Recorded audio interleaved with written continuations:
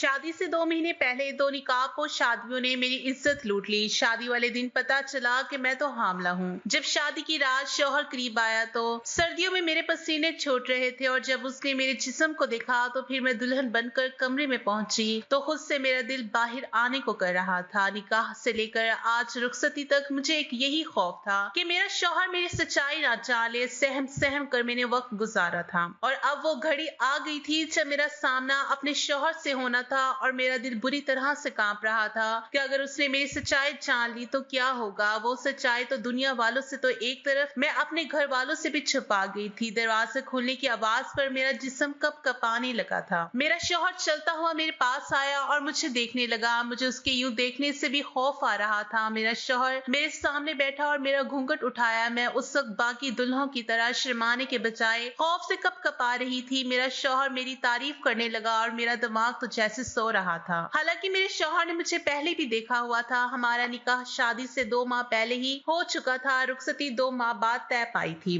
निकाह के वक्त मेरे दिल में बाकी लड़कियों की तरह बहुत से अरमान थे और मैं शर्माती हुई सी सबकी छेड़छाड़ सुनती रही थी। अपने शौहर की मैंने तब बस एक ही झलक देखी थी और मेरा दिल धड़क रहा था। हालात वही रहते तो यकीनन मैं भी आज शर्माते हुए धड़कते दिल से ये तारीफें वसूल कर रही होती। मगर एक माह पहले जो मेरे साथ हादसा पेश आया उसने मेरी हस्ती हिला दी थी। मेरा दिल दुनिया से और जीने से उठ गया था। मैं हर पल खौफ के हसार में गुजारती आज यहाँ पहुंची थी और जब मैं पूरे हक से उनके पास आई थी तो खौफ से मेरा दिल रुक रहा था। मेरे शौहर मुझसे बातें कर रहे थे और मुझे उनकी नजरें अजीब खोजती हुई सी महसूस हो रही थी। बातें करते हुए उनकी नजर मेरे वजूद पर पड़ी तो वो वाजिब मुसलसल मुझे देख रहे थे। मैं उनके ऐसे देखने पर सहम सी गई। उन्होंने मुझे गौर से देखते हुए बहुत सी अजीब सी बात कह दी जिसने मुझे फिर से सूली पर लिटका दिया था। मुझे लगा उन्हें मेरा राज पता चल गया है। मेरी वो हकीकत जो मैं उनसे छुपा रही थी शायद वो जान गए थे। मगर मुझे तब हैरत हुई जब उन्होंने सर झटक दिया और कहा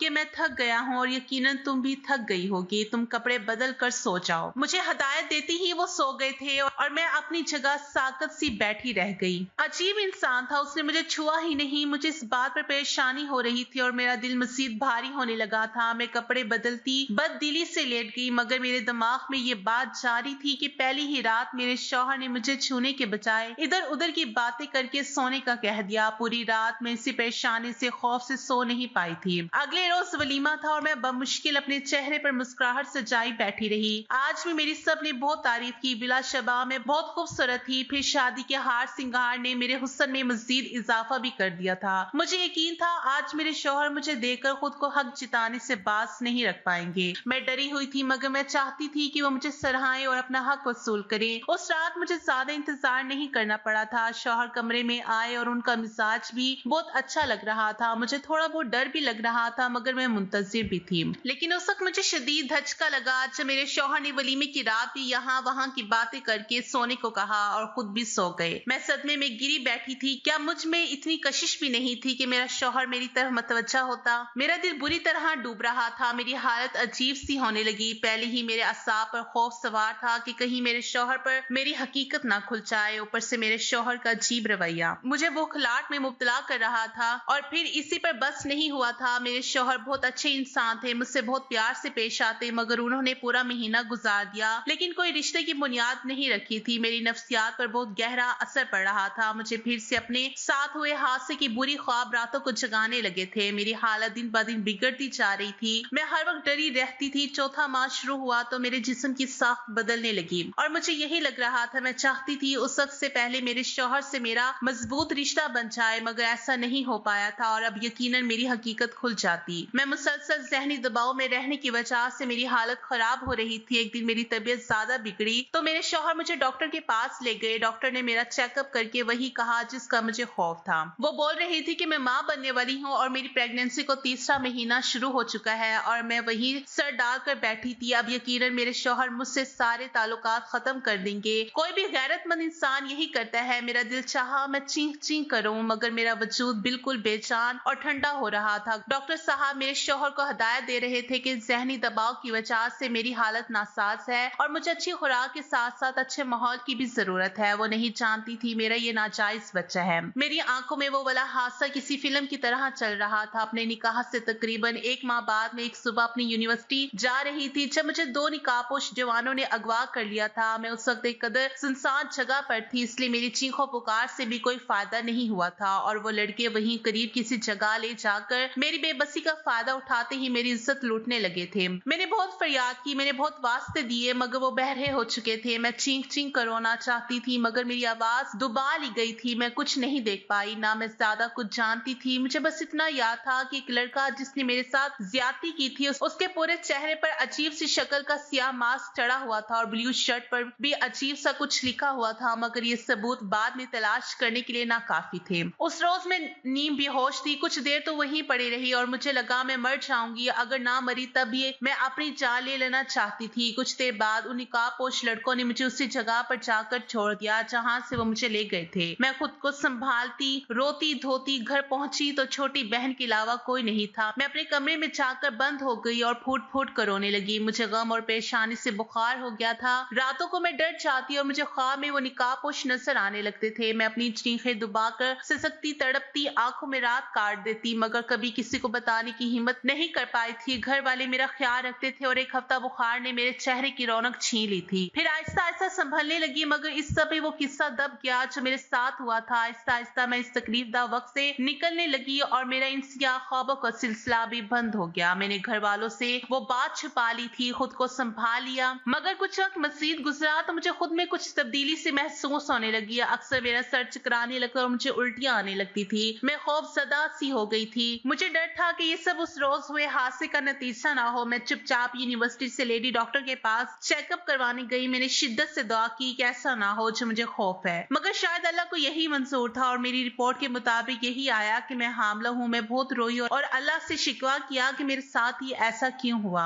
अब मैं कहाँ जाती और किससे अपनी हालत का जिम्मेदार ठहराती। मेरी बेगुनाही और पाकीज़गी का कौन गवाह बनता। मैं जानती थी मुझे ही गुनाहगार समझा जाता। घर आकर मैं गुमसुम रहने लगी। घर में अम्मी अबू दोनों जॉब होल्डर्स थे और छोटी बहन ना समझ थी, इसलिए मेरी हालत को बीमारी का तस्वुर ले लिया गया। मेरी जहनी हालत अबतर होती जा रही थी। फिर शादी का शोर उठा तो मैं सहम सी गई थी। क्या मेरा शौहर मुझ पर यकीन करता? कभी नहीं। वो मुझसे रिश्ता तोड़ देता और मैं बदकिरदार मशहूर हो जाती। मैं डर गई थी और जब शादी हुई तो मैंने सोचा था कि शादी के बाद शौहर से कह देती हूँ कि मैं हामला हूँ और जब बच्चा होता तो उसे 7 माह का साबित करके ये मामला दबा देती, मगर यहाँ भी किस्मत ने मेरा साथ नहीं दिया और मेरे अजीब शौहर मुझसे मोहब्बत के दावे करके मेरा इतना ख्याल करके भी मुझसे फासला बना रहे थे और अब डॉक्टर ने तो हकीकत खोल दी थी। अब मैं जानती थी घर जाकर मेरा शौहर मुझे बुरा भला कहेगा और बदकिरदारी का इल्जाम लगाकर मुझे तलाक दे देगा। इन 3-4 महीने की जहनी थकावट ने मुझे इतना निढाल कर दिया था कि मैंने जहनी तौर पर खुद को हर इल्जाम और तलाक के लिए भी तैयार कर लिया था। हम घर पहुंचे तो मेरे शौहर मुझे कमरे में ले गए। मैं खुद को शोर शराबा के लिए तैयार कर रही थी, मगर मेरी हैरत की इंतहा ना रही जब दोपहर से शाम और शाम से रात हो गई, मगर मुझे मेरे शौहर ने कुछ नहीं कहा, बल्कि वो मुझे आराम की ताकीद करने लगे। मुझे लग रहा था मैं कोई ख्वाब देख रही हूँ। आखिर कौन मर्द इतना ज़र्फ वाला कैसे हो सकता है। वो अपनी इस बीवी के प्रेगनेंसी का सुन चुके थे जिसको उन्होंने छुआ तक नहीं था, फिर भी वो पुरसकून थे। ऐसा कहाँ मुमकिन था। मुझे उनके ज़र्फ पर रश्क आने लगा और मैं अब दिल ही दिल में मजीद उनकी मोहब्बत में गिरफ्तार होने लगी। मुझे यकीन होने लगा कि जिस मोहब्बत के वो दावे करते थे शायद वो सच्ची थी। वक्त गुजरता जा रहा था और वो मेरा हर तरह से ख्याल रखने लगे थे। मेरे लिए फल लाते, दूध भी अपने हाथ से पिलाते। मैं इन सबको उनकी मोहब्बत समझती रही, मगर फिर भी कभी कभी मुझे उन पर शदीद हैरत होती थी। उनके एहतियात और इतना ख्याल रखने पर मुझे दोबारा कोई मसला नहीं हुआ था और मैंने प्रेगनेंसी का सारा वक्त आराम से गुजारा था। और फिर मैंने शादी के 7 माह बाद एक सेहतमंद बच्ची को जन्म दिया। मुझे उस बच्ची की किस्मत पर भी अफसोस हो रहा था जो नाजायज बच्ची थी और उसकी किस्मत में शायद बाप की मोहब्बत नहीं थी। सच तो ये था कि मुझे भी उस बच्चे से ज्यादा मोहब्बत या लगाव महसूस नहीं हो रहा था, मगर मेरे अजीबो गरीब शौहर ने यहाँ भी मुझे गलत साबित किया था और उस बच्ची को जिसके बाप का कुछ पता तक नहीं था इतना प्यार और मोहब्बत दी थी कि मैं साकत रह गई थी। उस बच्ची की जरूरत का हर सामान घर में पहले से मौजूद था और मैं माँ होकर अक्सर लापरवाही की कर जाती थी, मगर वो उसका हर वक्त ख्याल रखते थे, प्यार देते। थोड़ा सा रोती तो तड़प उठते थे। मैं हैरत ज़दा से उनकी मोहब्बत देख रही थी। खुशी के बजाय मैं अजीब दबाव से महसूस करने लगी। आखिर कोई इतना अच्छा और बेहतरीन कैसे हो सकता है।